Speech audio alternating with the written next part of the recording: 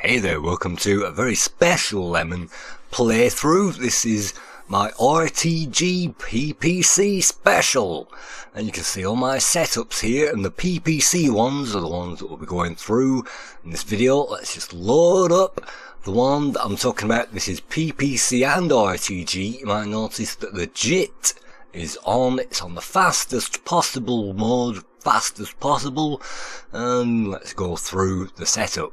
Cycle Exact is not on, but it's on AGA, so that might come in handy. I've no idea. The RAM, you can see I've got plenty of RAM in there, 32-bit RAM, and moving through you'll have to remove my hard drives and the CD-ROM that's in there, but you'll have to select that one if you want the CD-ROM to appear on Workbench. And then the main one, you can see that we've got Vision Cyber Graphics installed, and that ROM is in the install pack, which I've included in the description. And this configuration is also in that installer pack. You can see what I've managed to install: the Zorro 3 UAE graphics card, and that's just my normal monitor. And these two options, you can select those on, it's up to you, and those are on in my configuration. And it's normal double buffering, and it's normal aspect ratio without any corrections, so some games might appear widescreen. But that's my configuration: Cyberstorm PPC, and also we also have WinUAE graphics card installed. And this is my configuration. It's on native. It'll look a bit weird when you reset the machine, and I'm not quite sure if this is the ultimate setup, but this is the one that I'll be using for this particular one. And we haven't installed the Takato card, or whatever that's called. We're just using Polar at the moment. So this is RTG retargetable graphics with the built-in WinUAE Zorro 3 driver. You can see that I've got that on integer scaling for some reason. Not that that'll matter, and that may be better on automatic scaling. And so let's load this configuration up, start this off, and see what we're gonna get. So this is my Workbench. You might be familiar with my normal games directories that I normally click on, and we also have Picasso, which I'll be coming into in part 2 of this guide, of this playthrough. And the PPC directory is the one that I'm bothered about now, because we've got the Cyberstorm PPC connected to this, and the built-in WinUAE graphics card. And the ones to this side I'll be moving through a bit later on, and Wipeout unfortunately needs a 3D graphics card, which is set to appear in the very next release of WinUAE. So you can see all of these games require RTG and a PPC. So let's start from the top. This is Amiga Quake 2.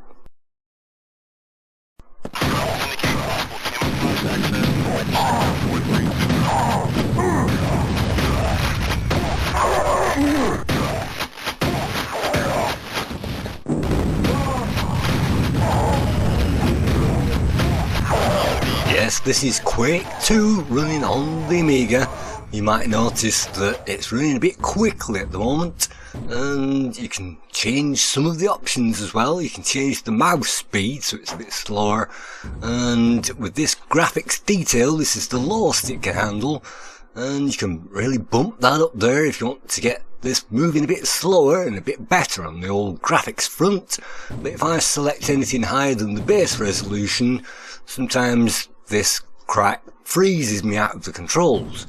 So in order to play this, I'm going to have to play this on the lowest resolution possible. And let's see, yep, it's reset my machine again, and well, it seems to be still working, but I'm not quite sure if I can actually play it.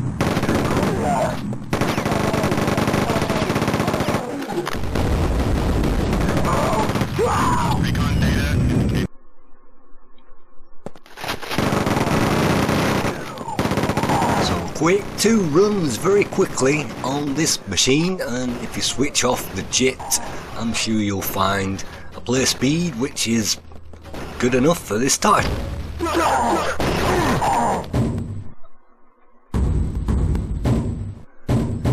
settings, so you can also change the brightness as well and the gamma from this one, but I'm going to stick with the low resolution and the low screen size, and let's try to play this game.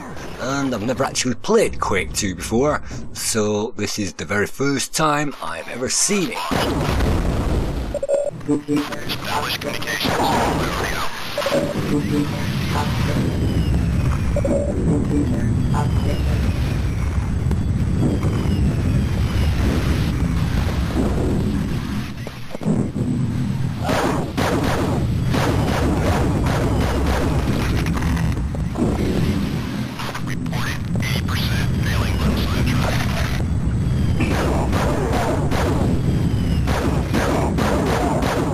As you can see, Quake 2 is very playable on this setup, and everything is in there, all the lighting and all the detail and all the effects and the huge voluminous screams of all these guys exploding and dying as well.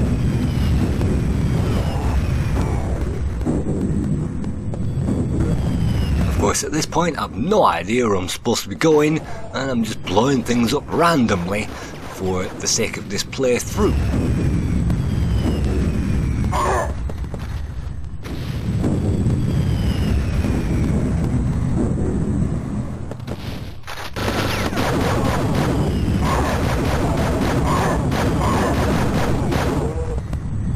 I'm actually using the mouse controller at the moment to turn around, and that's pretty darn nippy with this configuration, and I'm sure you can get this going with a controller as well. And Quake 2 is a game that some people thought would never arrive on the Amiga, but as you can see, the Amiga has no significant problems playing it. In fact, with this system, with the JIT on, it plays it too quick. So if you have a PowerPC normal Amiga with an RTG card, you might want, well, that doesn't come with JIT, you can't activate that on a real Amiga, so that means this game would play at its lowest resolution pretty darn quickly. Unfortunately, I seem to have wandered into the sewers at the moment, and I can't actually find my way out, and this is what happened with Quake 1 as well when I tried to play that game. If you remember, I got so far and then I found some water and I got stuck, so I don't think I'm going to be able to get very far in this particular run.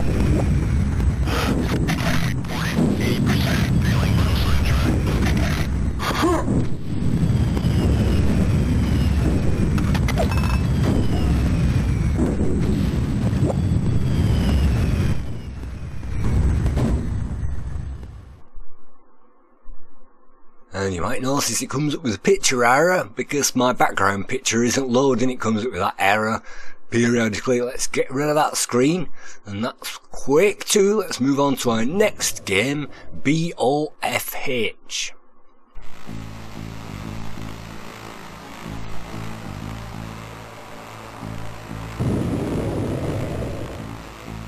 BOFH, servers under siege, and this game runs at full speed. Doesn't run too quickly, it doesn't run too slowly. If you have RTG and PPC, you can play it. So this is, well, my second ever look at the game, and you can control this guy with the mouse and wave this cursor around, which is pretty unwieldy, and you can also use the keyboard as well, and he'll walk towards whichever way he's pointing. And this is just like a Grand Theft Auto game mixed with Die Hard. You're in a building, and what you have to do is get weapons and blow people up, and go into toilets and get your feet all cut up with glass and that kind of thing. But I've no idea, I'm on fist power at the moment, and I've no idea where I'm going or what I'm supposed to be doing, and it's saying maybe I need key 2 for that. Number of keys for destination floor. I need 2 keys to get to that destination floor, and unfortunately I don't know where any of the keys are in this game.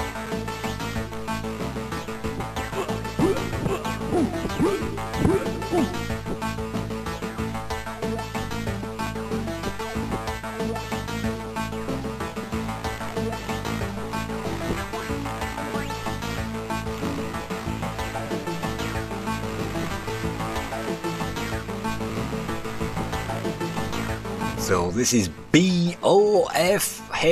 and I've no idea what that stands for. I've only just installed it on my computer. And so if you're into these top-down Grand Theft Auto games mixed with Die Hard, I'm sure this is head and shoulders better than the Die Hard game. Well, we could have got the 3D Die Hard game that came out on the PC. That wouldn't be no problem since we've just been playing Quake 2. But this is what we do have, and if you've got the means to play it, the ability, then that's me. Let's quit this. I've died, unfortunately, so that's BOFH. So let's get rid of that. And this is a multicoloured workbench, you can see at the moment. And again, I'll be moving through some of the ways to install this software. Let's just move on to Descent.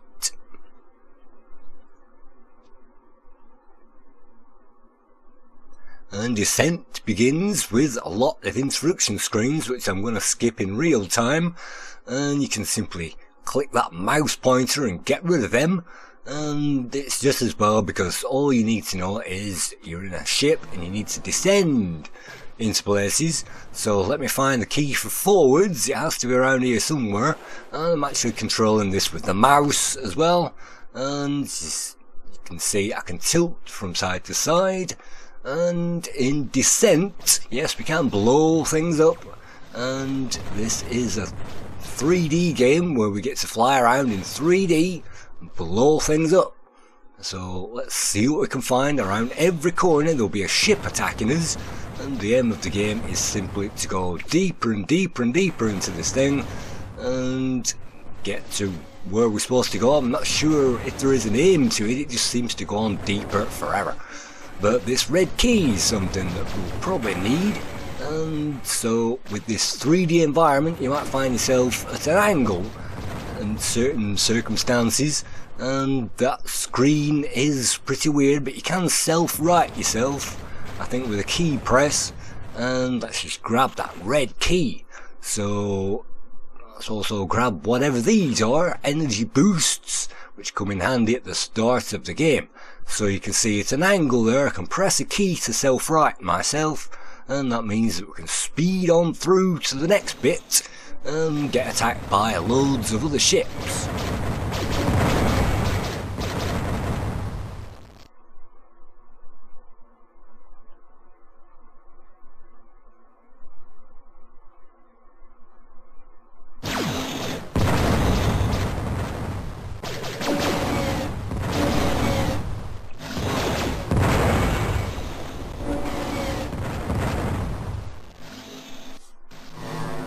We managed to find a jail, and when we respawn, it respawns us all the way back. So let's see what we can find. Actually, we've managed to find some hostages.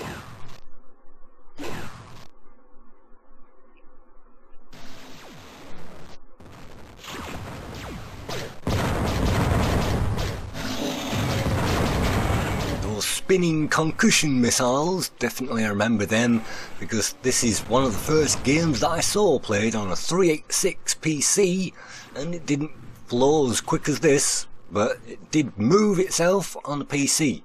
And I also saw Civilization as well.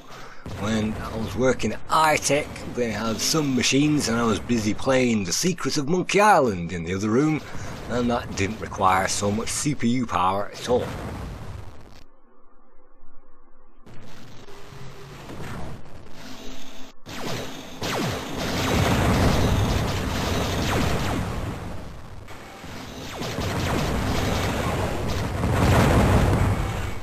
But I've no idea where I'm going, and that's just a quick play of Descent, and that goes on and on forever. That's Descent, and that does work on our Amiga. So let's move on to another top prize. This is Diablo.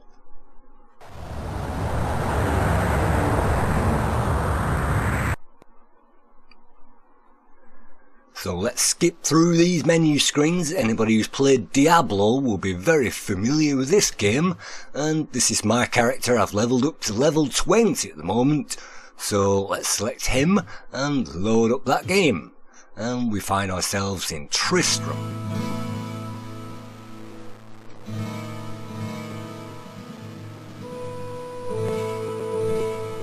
My character is suitably armed after moving through this game. I'm now topped out on magic, and you can see that I have got a lot of spells and things that I can press the F keys and the keys 1 to 8 to access all those potions at the bottom, and this particular spot should have a portal in there, but unfortunately I've just remembered the reason why I'm here in Tristram is because I don't have any town spells, the town portal spells, and so I had to walk all the way out of the dungeon, and all those trinkets, all those scrolls you can see in town are actually town portal spells.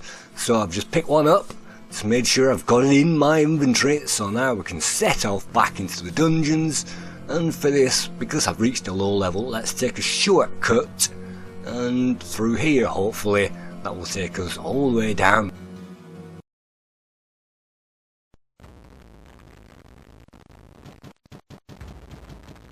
This is level 9, but you can already see by the bodies which is starting to pile up, I have moved through this, and Diablo is a fantastic game, and I'm never into RPGs, but I can play Diablo 1 and 2 anytime.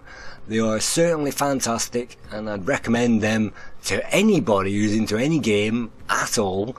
It's the isometric version of Doom, and it's very easy to get into it and start battling away. So you can see I'm running straight through a health potion there, but let's speed on through. I'm trying to find the steps at the moment, all the way down to the next level. And on level 10, the pile of bodies continues.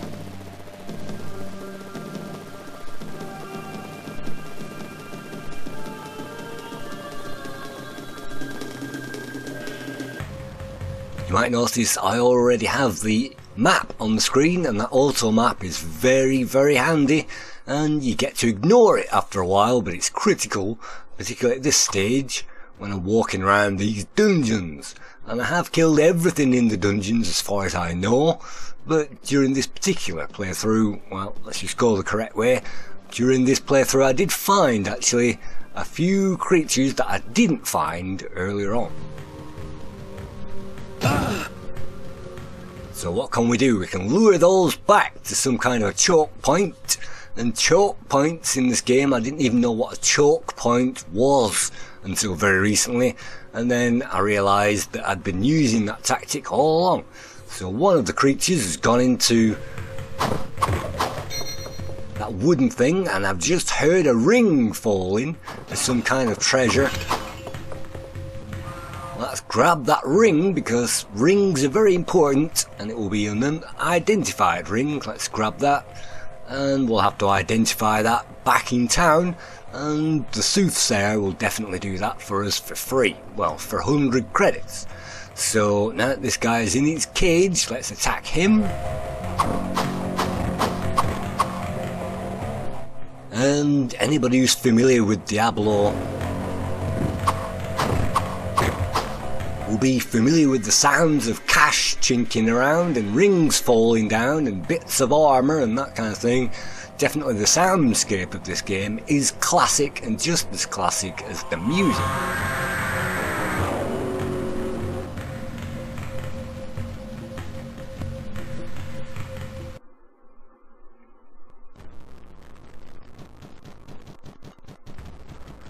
Pile of red guys shows that I was lucky to escape a massacre at the entrance to this particular level. You can see acid all over the place, and walking into acid will harm us.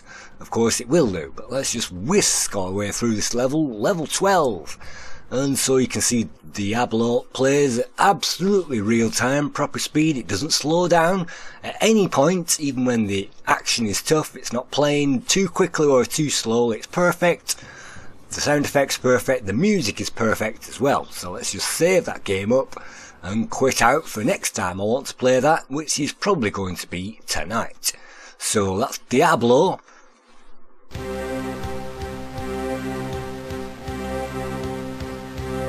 And if that wasn't enough, we can also play Ultima 7 as well. I've installed the Force of Virtue and also the Silver Seed, so we can set up and change our setup as well. Video options, let's just check those out. and it's 640 times 480 at 1:1. So you can obviously change that if it's playing too quickly or too slowly, and 640 by 480 means it's glorious, but it will play very slowly on this setup.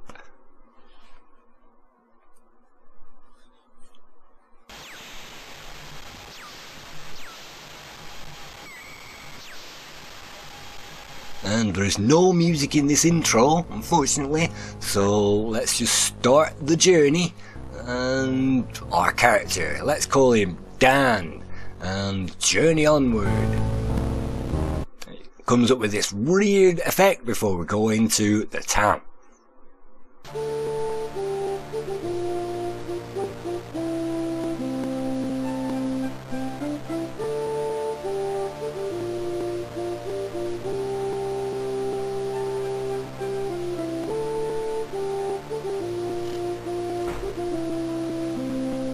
In Ultima 7 we start off in the main town, and the Ultima games are all about getting a party together, going out into the field and going down into dungeons and killing monsters. And this game does run, even with the JIT and everything else, it does run quite slowly in town, so let's try to skip as much as we can of this dialogue. And there's also a disc icon there. We can see we can change the video options and the audio, and we can also load and save from that point. We can see everything is moving, well, it appears to be moving quite quickly actually as I'm trying to skip these conversations. But as we start to walk, you'll see that it's quite demanding on the old CPU if I can actually get somewhere with this game.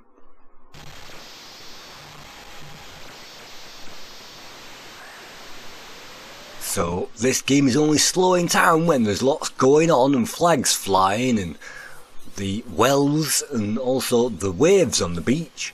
And you'll find that as soon as you get out into the wilderness without so many graphical treats going on, this game does speed up. So if you are interested in playing these power PC games, and look at that, day is turning into twilight already. If you want to play these, you'll have to, well, first of all, I've given you the setup in the description, and also link to the Picasso 96 software that you'll have to install. And for that I just chose the Picasso 4 board in the installation options, also WinUAE graphics, which is also an option, and also CyberGraphics 64 I think, which will come in handy with the next release of WinUAE.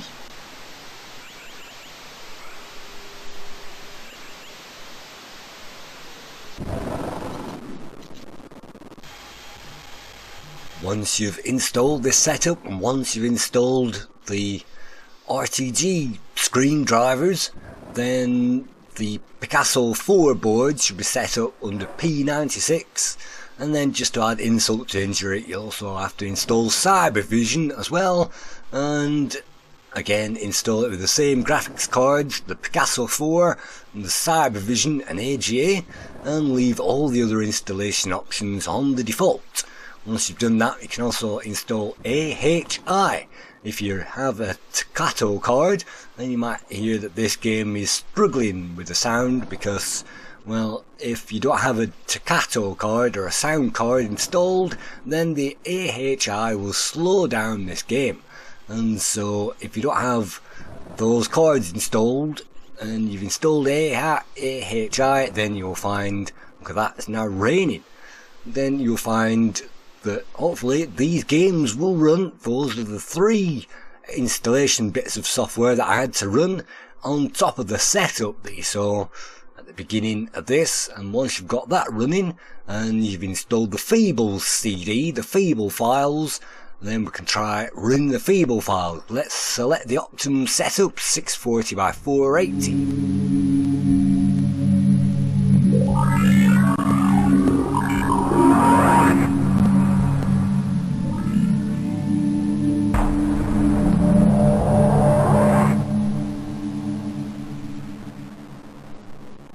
with the Feeble Files, the cutscenes appear in a small window, but as you can see, everything else appears full screen.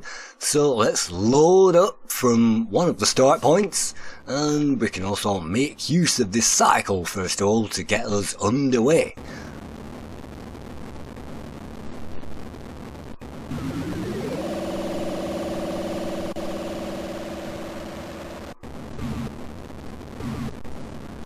There are various destinations that we can get to, and I think we can get to 4 or 5 at the start of the game.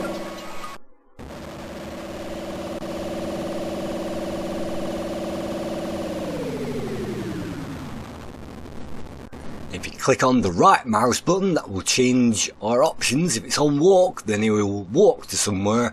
If it's on look, then he will look at something. They lead into Dave's spacebar.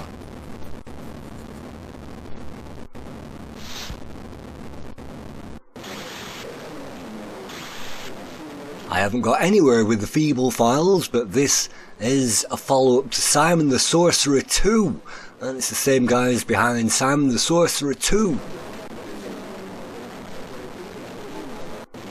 Greetings, Citizen Enforcer. Greetings, citizen. Keep up the good work. Good cycle. Citizen, I trust that you are not attempting to distract one of the Omnibrain's enforcers from his duty with meaningless chat. Oh, of course not, Citizen Enforcer. I was merely trying to convey greetings in order to brighten up the cycle. I hope that you are not in any way suggesting that I am not already deliriously happy as all loyal citizens should be. I was just trying to be friendly. But I could not wish for a better friend than the Omnibrain. Could it be that you are trying to usurp him? No, Citizen Enforcer. Of course not. If you remember, Simon the Sorcerer had voice speech acting by Chris Barry, and this one has voice speech acting by Crichton, otherwise known as Robert Llewellyn. So if this voice sounds familiar, it's Robert Llewellyn from Red Dwarf. Enough whimpering, citizen.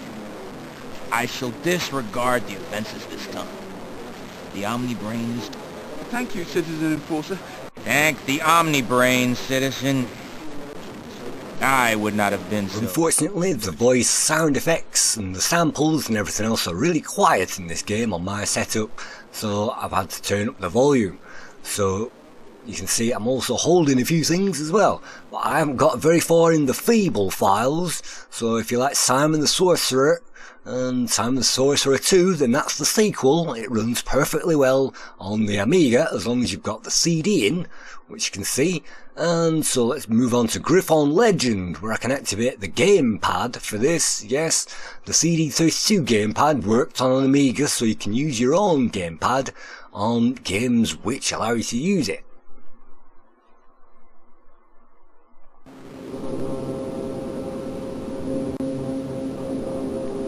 This is the Griffon Legend, and I'm now using a gamepad to play this game and can change a few options. And let's just start up a brand new game and of course wade through and speed this story up. And yes, you can hold down the fire button to speed this story up. What we're supposed to do is attack everything and survive.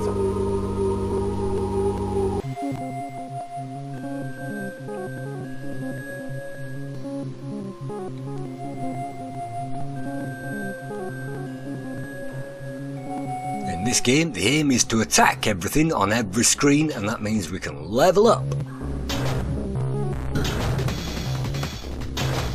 But if you walk off that screen, then you'll find the enemy has restocked on their energy, but we haven't.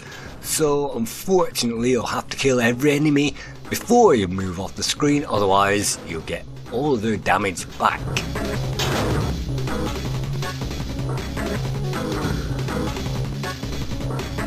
This is a bit like a Zelda game, only with much better graphics.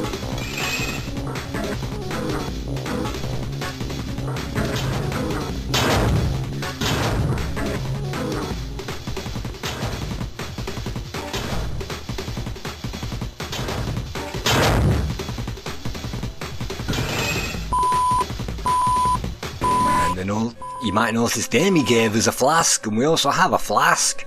So those give us full health, and before we leave this screen, actually let's pick up this third one, and that just means that we have plenty of energy moving on to the next screen where we're supposed to kill more bad guys.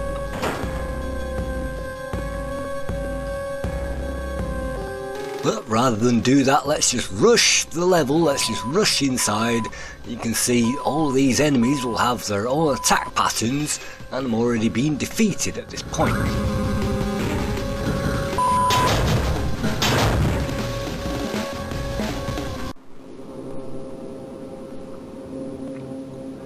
So that's the Griffon Legend. If you like Zelda games, then that has everything on offer and some tremendous music as well, and it also enables you to run it with a gamepad.